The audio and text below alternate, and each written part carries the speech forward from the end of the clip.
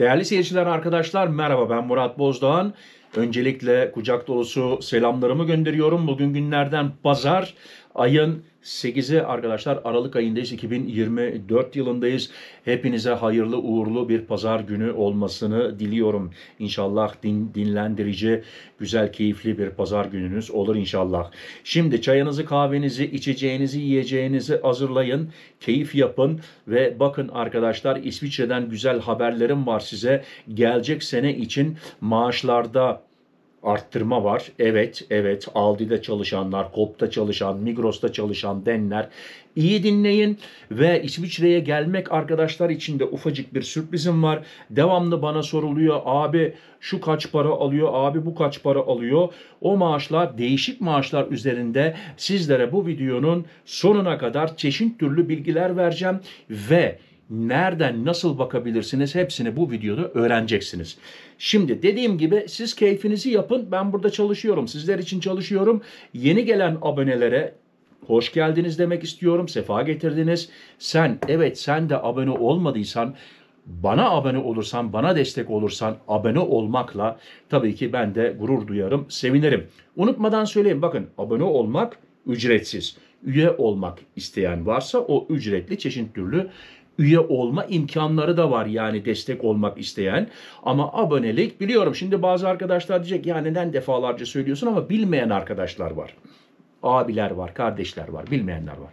Evet, hiç fazla konuşmadan konuya geliyorum arkadaşlar. Sonuna kadar izleyin. Bakın, İsviçre'deki maaşları öğrenin artık. Aldi İsviçre'den asgari ücrete zam. 4760 frank. Arkadaşlar bakın, uzun lafın kısası, Aldi'de kasada oturdun mu 4760 frank brüt para kazanıyorsun. Aylık. Ondan sonra tabii ki kesimler geliyor. Onlara da detaylı bakacağız. Perakendeki Aldi Suisse çalışanlarının ücretlerini %1,3 oranında arttırıyor. Aldi İsviçre çalışanlarına yönelik önemli bir maaş artışı kararı aldı.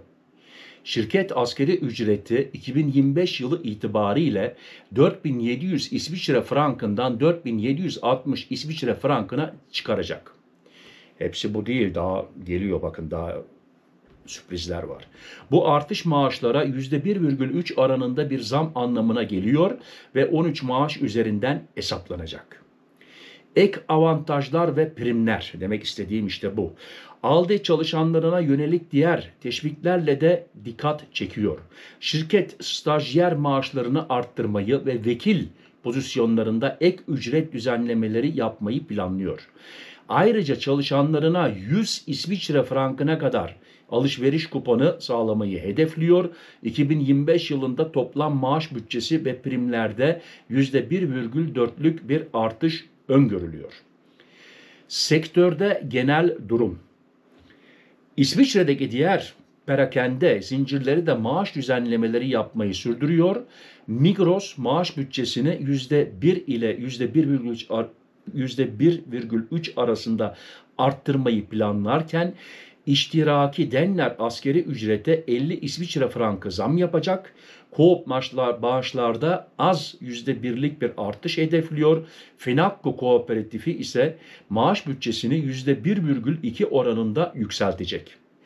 Bu maaş artışları İsviçre perakende sektöründe çalışan haklarının iyileştirilmesi ve artan yaşam maliyetine uyum sağlama açısından önemli bir adım olarak görülüyor. Peki şimdi siz diyeceksiniz, yeterli mi? Bu tabii İsviçre'de yaşamayanlar nereden bilsin?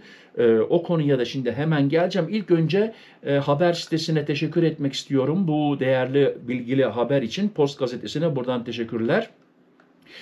Arkadaşlar tabii ki Murat Bozdoğan bunu araştırdı. Boş durmadım. 2023 yılında 1,7 %1,7 pahalılık olmuş. 2024 daha bitmediği için daha tam belli değil. Burada bir sayfa daha var. Bunu açtığım zaman şimdiki hesaplara göre, şimdi bu tarihe kadar, daha tabii sene bitmedi, 0,7. Yani pahalılık 2024'te 0,7. Şimdi bu maaş arttırmalarına bakarsak işçi avantajlı olacak. Ama bazı şeyler de 0,7'den daha pahalılaştı. Yani araştırıyoruz. Tabii ki şimdi sizler merak ediyorsunuz. Arkadaşlar öbür maaşları da. Bakın şimdi isterseniz videoyu burada durdurabilirsiniz. Bakabilirsiniz. Kendiniz net olarak tabii ki Almanca yazıyor. En üstten başladığımız zaman Hilfsarbeitskräfte diyor. Frauen, Männer. Yani bayanların maaşı ve beylerin, erkeklerin maaşı aynı değil maalesef. İsviçre'de daha henüz aynı değil. Yavaş yavaş aynı yere getirmeye uğraşıyorlar ama kendiniz de listede gördüğünüz gibi arada fark var. Hilfsarbeitskräfte bu. Diplomasız hiçbir şey yok. Yani Hilfsarbeitskräfte demek yardımcı işçi. Bayanlar için gördüğünüz gibi 4442, bunlar hep brüt. Bunlardan sonra kesintiler geliyor. Beylerden de 5394.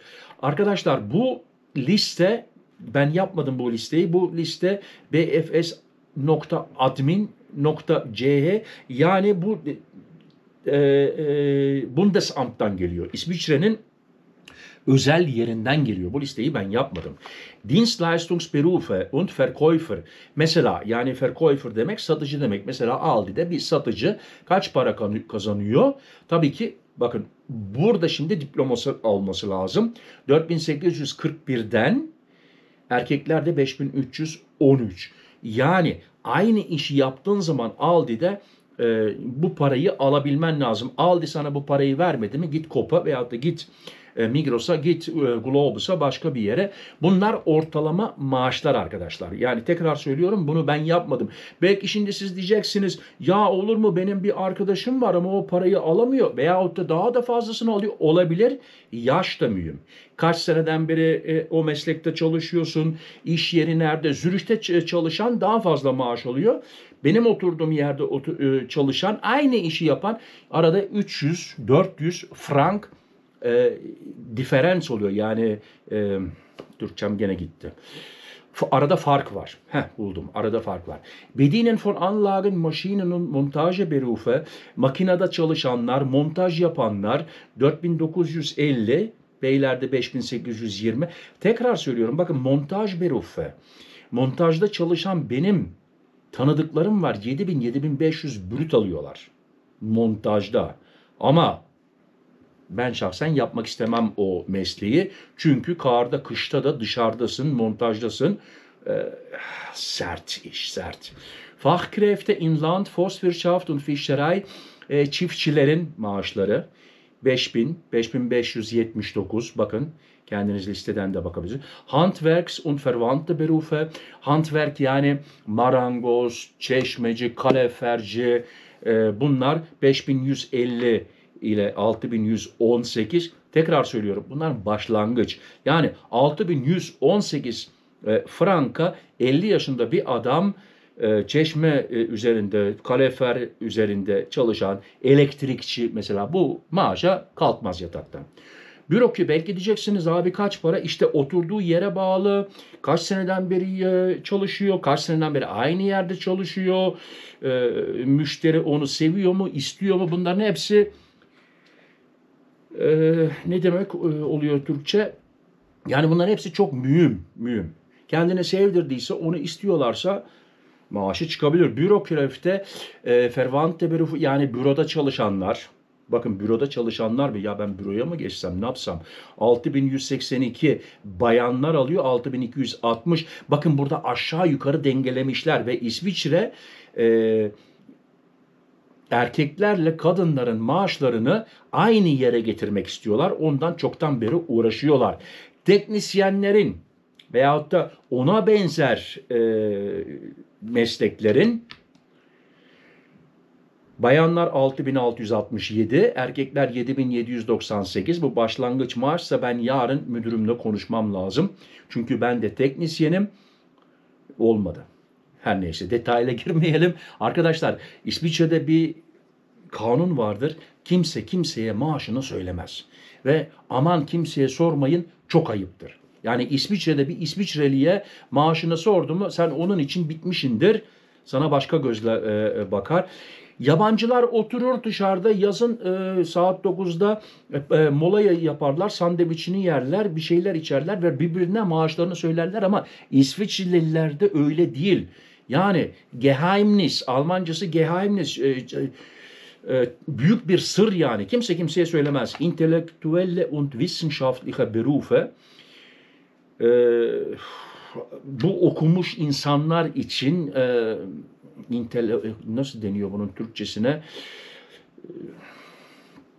Yani e, Führungsposition yani müdür gibi işlerde 8155, 9412. Ondan sonra zaten Führungskräfte geliyor. Bunlar müdür oluyor. 8929 bayanlar, 10608 erkekler. Ama bunlar gerçekten arkadaşlar 10608'i frankı kazanabilmen için şöyle söyleyeyim yani büyük bir şirketi işletmen lazım. Öyle ufak bir şirketle de olmaz. O parayı sana veremezler. Çünkü bu 10.608'i 13 kere çarpacaksın. 13. aylık var. Hatta ve hatta şansınız varsa çalıştığınız yere bağlı bazı şirketler 14. maaşı da veriyor. Yani sana Aralık'ta 2 maaş veriyor. Ocak'ta da 2 maaş veriyor. 2 kere veriyor. O da var. Ama çok az. Şimdiden söyleyeyim yani ben de İsviçre'ye geleceğim süper maaşlar diye heveslenip yani yola çıkmayın arkadaşlar. Ve şimdi tekrar söylüyorum. Tekrar söylüyorum inşallah buraya kadar bakmışsınızdır. İsviçre'ye gelmek isteyenler için bu videonun altında. Almanya'dan İsviçre'ye gelmek istiyorsan nasıl gelebilirsin? Neler lazım? Türkiye gibi bir ülkeden yani Avrupa Birliği değil, Türkiye Avrupa Birliği değil. Türkiye'den İsviçre'ye gelebilmen için neler lazım? Nasıl gelebilirsin? Hangi imkanlar var? Bu videonun altında linkler var. Ona tıkladığınız zaman onların da videosunu yaptım arkadaşlar.